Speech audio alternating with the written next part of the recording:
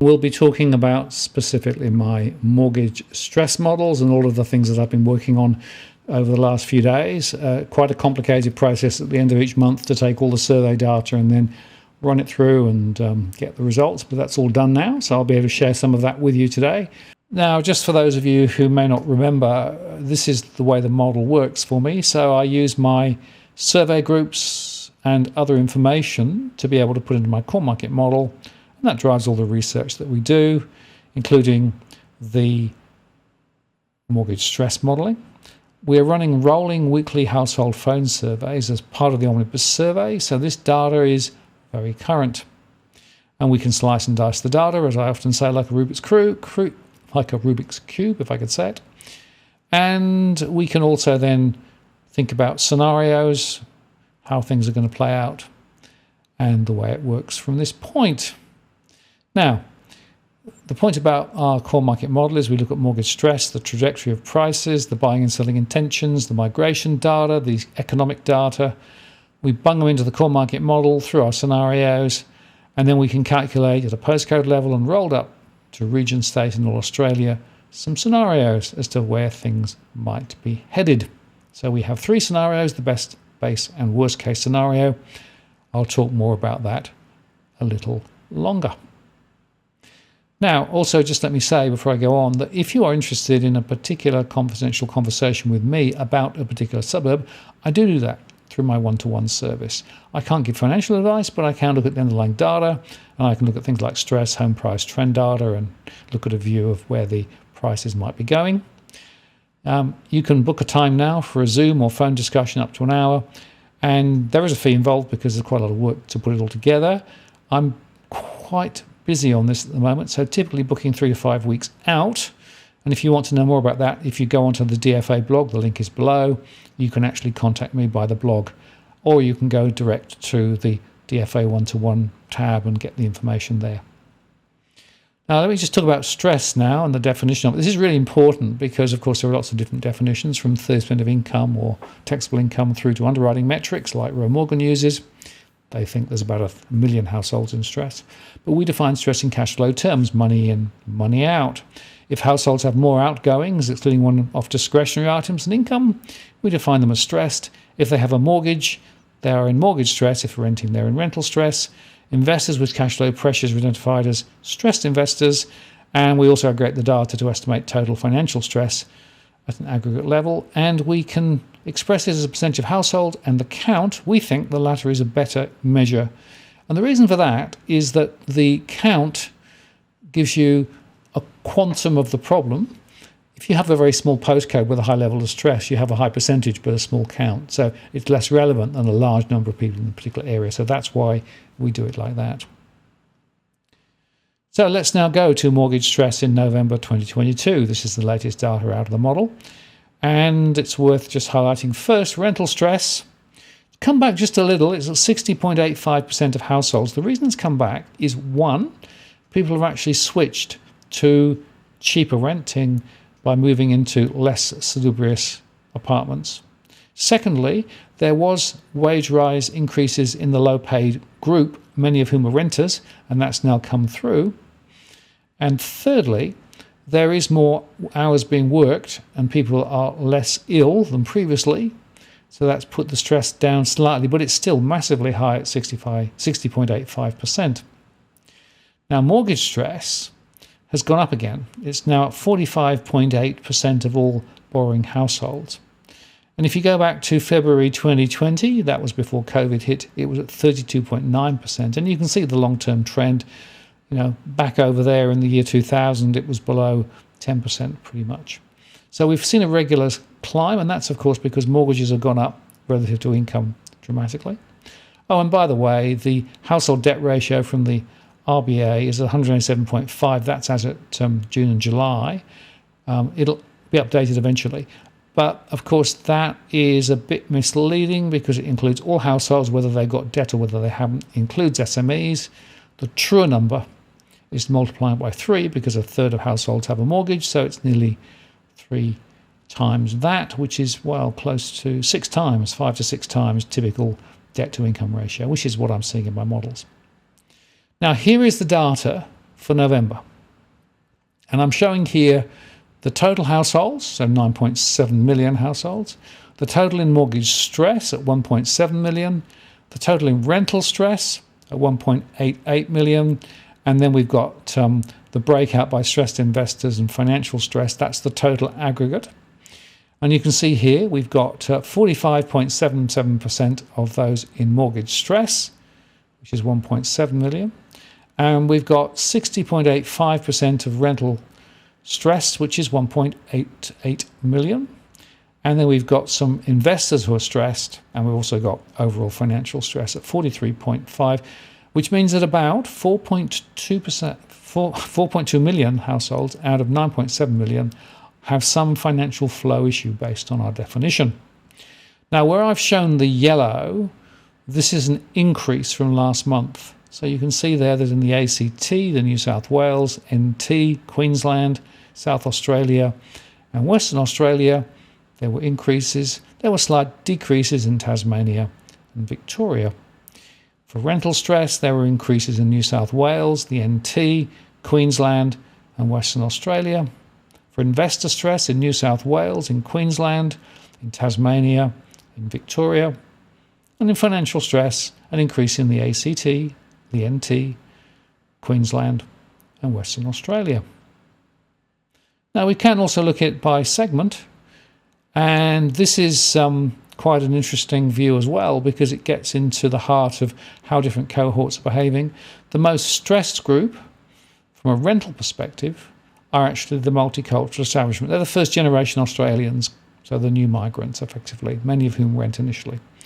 We've also got a lot of young-growing families, and that includes a lot of first-time buyers, 84%, and that's 281,000 in mortgage stress. The largest percentage in terms of investor stress is actually the young affluents. Many young affluent people end up with mortgages on investment properties that are actually not necessarily performing very well, and as a result of that, they're doing worse than, say, exclusive professionals or some of the other categories. And the worst financial stress is amongst those young growing families, specifically in those areas where we have questions of first-time buyers. We can also just quickly go down the top postcodes. Now, I'm looking at this in terms of the count of mortgage-stressed households.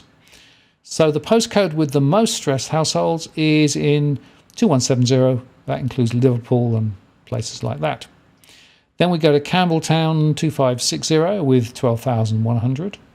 Then we go to Western Australian postcode 6065, which includes places like Tapping and a few other places with 11,000. Then we go to Toowoomba with more than 10,600. And then we have a series in Victoria. These are the high growth corridors like Roxburgh Park, Craigieburn, Donnybrook, Narrow Warren, Hoppers Crossing, Bergharkaway, Pakenham, all that great swathe, and all looking pretty bad. And then we come back to Riverstone, Marsden Park, 2765. And then we go to Camden, 2570, out to Ballarat in the regional area. Then Queanbeyan on the outskirts of the ACT, and then Merriwa in Western Australia. We go then to rental stress. Centre of Melbourne is where a lot of the epicentre of it is, postcode 3000, with more than 12,200 in rental stress. And beyond that, Toowoomba's the next with 11,000. Then we come back to Liverpool with more than 10,000. Then we go to Queensland in and around Southport with more than 9,000. Then Campbelltown, and then Queensland in the Coomera area. Then we go to Bidwell, Lethbridge Park in New South Wales with more than 8,400. And then we have areas around Logan in Queensland, Blacktown in New South Wales, Ipswich in Queensland, Waterloo and Zetland in New South Wales. And then we have Gosford up in the Central Coast. And then we go to Donnybrook and Roxburgh Park in Victoria. And for stressed investors, this is those property investor types. Again, not surprisingly, stressed investors in central Melbourne are having a great problem, as are in the outskirts of Queensland, Brisbane, around Newstead. And then we go to Bull Creek in WA, Leeming. And then we go to Hornsby Heights, Coomera, Cranbourne in Victoria, Labrador and Southport in Queensland, Parramatta and Harris Park, Wentworthville, Surrey Hills and Darlinghurst. There's some very interesting stuff going on here in this more affluent area. A lot of people are finding that they can't make their investment properties work and are now putting on the market. Then we go to Campbelltown, Toowoomba, Matraville and Randwick. And finally, financial stress. This is the aggregate of all the different categories rolled up to the highest level. So the most financial stress in the country in a postcode is in Toowoomba, 4350, followed by Liverpool, 2170, Campbelltown, 2560, Donnybrook and Roxburgh Park, Craigieburn, 3064, then Hobbs Crossing, then Melbourne, 3000. Then we go to Lethbridge Park and Bidwell, 2770, then back to Cranbourne, Victoria, Belwood Park in Queensland, Point Cook, Derrimut, Werribee, that's sort of on the west of Melbourne, Blacktown in New South Wales, Upper Coomera in Queensland, Ipswich, Ballarat, Tapping, Narre Wentworthville. So you can get a bit of a feel there of some of the things that are going on. Now, a lot of those are high growth areas where there's been a lot of new development, a lot of new people piling in and buying or renting property in those areas, often with limited infrastructure. And now it's falling apart. Okay, so there we go. That's the latest from the analysis. Now, what we can also do, just because I can, is I can show you the maps. Let me just switch this over so I can show it to you appropriately. Yeah.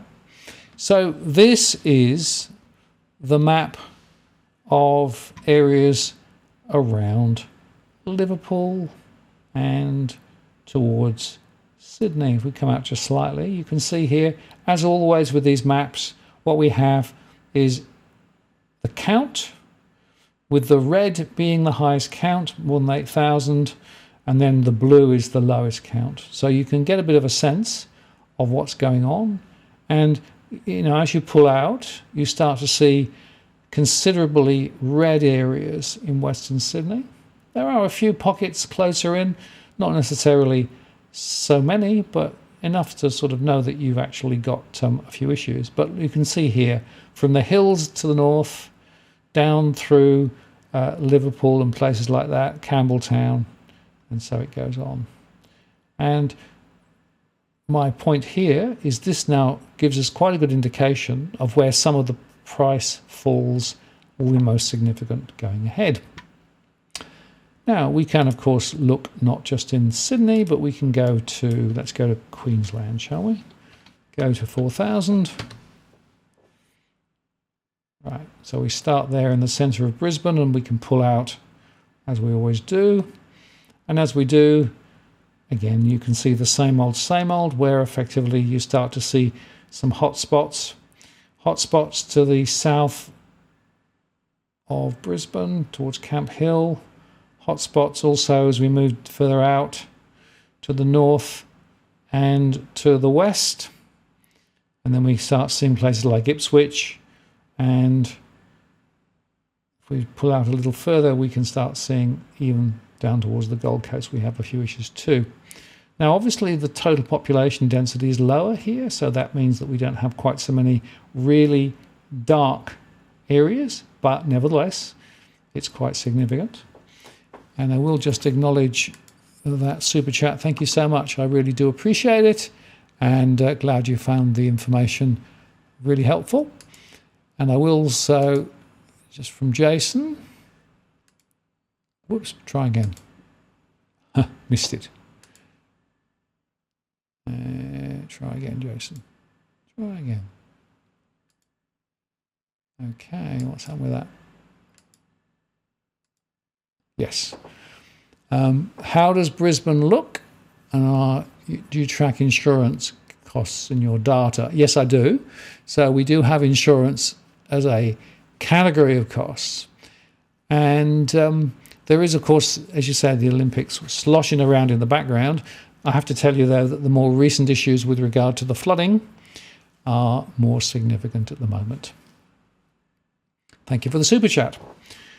Okay, let me just go on with this little story. Let's go now to Victoria, 3000.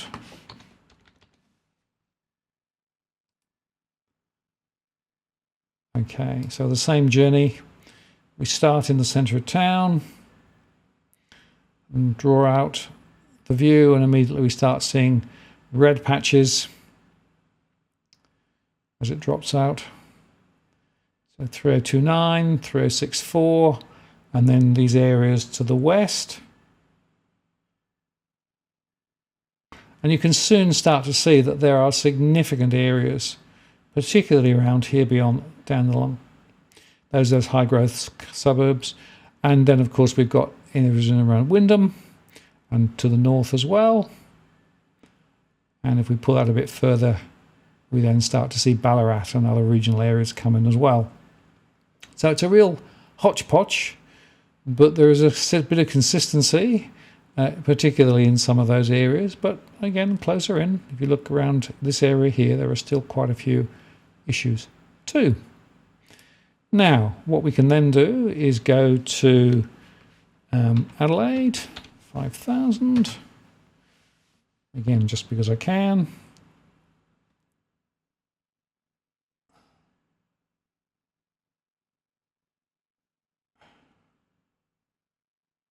I've just seen a very provocative question about which dog is the most favourite. Gee, I'm not sure I should whisper it even at all, but I might give you a clue a bit later. So if you look at Adelaide, areas north up towards Salisbury and beyond has always been an issue.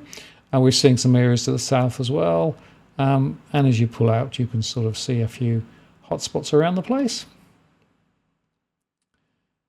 And I'll just do WA. For those wanting a more detailed mapping session, I'll probably make a separate show, and I'll do the same for the rental as well, because it just is a little bit boring to be repetitively going, I think, to every location. But it does sort of make the point. This is Hobart. We'll go to Perth after that. Now, the reason I've gone into this one here is because we're starting to see some very significant developments in and around Tasmania, with property prices falling, with incomes not rising, and with cost of living very strong. So the stress levels are quite high. And in fact, if you were to go up to Devonport as well, you'd also see quite a lot there too. And now we'll just go across to Perth.